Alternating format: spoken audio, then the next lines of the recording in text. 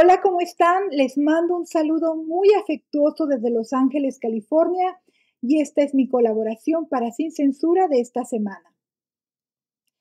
La fecha límite para empadronarse y poder votar desde el extranjero en las elecciones presidenciales del martes 2 de junio en México se cerró el domingo 25 de febrero. Y la buena noticia es que superamos los 200,000 mexicanos que nos registramos para votar desde el exterior. Rebasamos los 226,000 votos con casi el 70% de los empadronados que optaron por el voto electrónico. Casi 23% se inclinó por el voto postal y solo el 7.20% se apuntó para votar de manera presencial en los consulados de México. Otros datos reveladores son que el 53% de los empadronados desde el exterior son hombres, casi el 47% mujeres. ¿Y qué creen? Que el mayor número de registrados para votar son de mayores de 53 años con 58,160. El grupo de edad con el menor número de apuntados para votar tiene entre 18 y 23 años con 11,180 registrados. Esto nos habla de que se tiene que motivar más el voto entre los mexicanos jóvenes porque parece ser que no están muy interesados o no están muy informados sobre las elecciones en México. En cuanto a cuáles fueron los países que aportaron el mayor número de empadronados, como era de esperarse, tenemos que los mexicanos viviendo en Estados Unidos representamos la cifra más grande con 156,562. Y luego vienen en orden descendente Canadá, España, Alemania, Francia, Reino Unido, Italia, los Países Bajos, Australia y Suiza. Otro dato interesante es que los mexicanos de la Ciudad de México representaron la cifra más grande de los registrados para votar desde el extranjero con casi 52,000. Y le siguen Jalisco, México, Michoacán, Puebla, Guanajuato, Nuevo León, Veracruz, Guerrero, Oaxaca y Chihuahua. Los que nos apuntamos con credencial de elector de Sonora, Sinaloa y otros estados no pintamos mucho. Esto no es más que un retrato que nos muestra cuáles son los estados de donde salen más mexicanos hacia el exterior. Bueno, lo que nos extrañó es no ver a muchos zacatecanos en el reporte del INE, porque es uno de los estados que más migrantes tiene en Estados Unidos. Y redondeando, debemos decir que en esta cifra de más de 200,000 registrados para votar es esperanzadora y producto del esfuerzo de los activistas migrantes que de manera voluntaria emprendieron una campaña sin precedente para impulsar la credencialización y el registro en la página del INE de quienes ya tenemos credenciales de elector.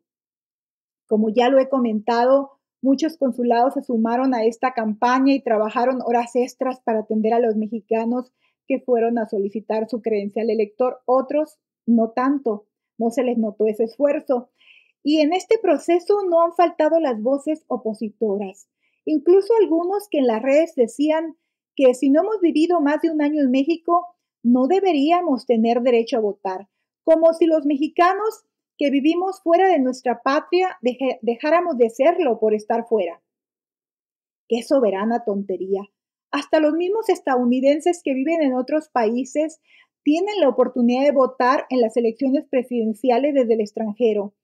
En adelante, el gran reto va a ser animar a esos más de 220,000 a no desperdiciar la oportunidad y votar en las elecciones presidenciales.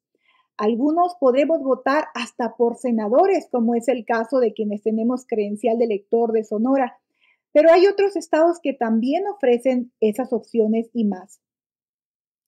No nos queda duda que la figura del presidente Andrés Manuel López Obrador ha inspirado a muchos a obtener su credencial y a registrarse para votar, unos a favor y otros en contra, pero me atrevo a decir, con base en mi experiencia como reportera en Los Ángeles, que son más los que hay a favor de que continúe su proyecto, el proyecto de la 4T. Así que vamos a ver si esa fuerza que el presidente ejerce sobre los migrantes logra superar la cifra de los votantes más allá de los poco menos de 100,000 que salimos a votar en el 2018. Y si aumentan los números a favor de la candidata de Morena, Claudia Sheinbaum, en esta elección, o si vamos a ver cómo es el comportamiento de los votantes hacia la candidata de la derecha, Xóchitl Gálvez.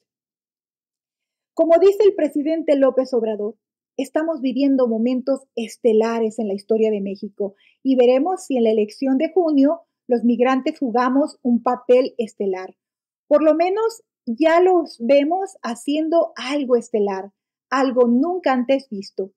Ir a protestar al poderoso periódico New York Times tras la publicación de un artículo en el que sin fundamentos se intenta ligar al presidente de México y a sus hijos con el narco.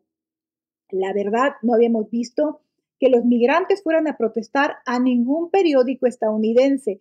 Con esta demostración, los paisanos están ayudando a desmitificar a los medios corporativos estadounidenses. Resulta extrañamente sospechoso que un medio de ese nivel, como el New York Times, publique una historia sin mostrar evidencias ni pruebas.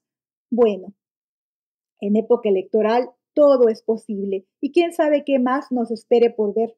Lo bueno es que ahí están los migrantes, listos para desenmascarar a quienes nos han hecho creer que son poseedores de la verdad. Por hoy es todo, que tengan una gran semana. Hasta la próxima. Yo soy Araceli Martínez.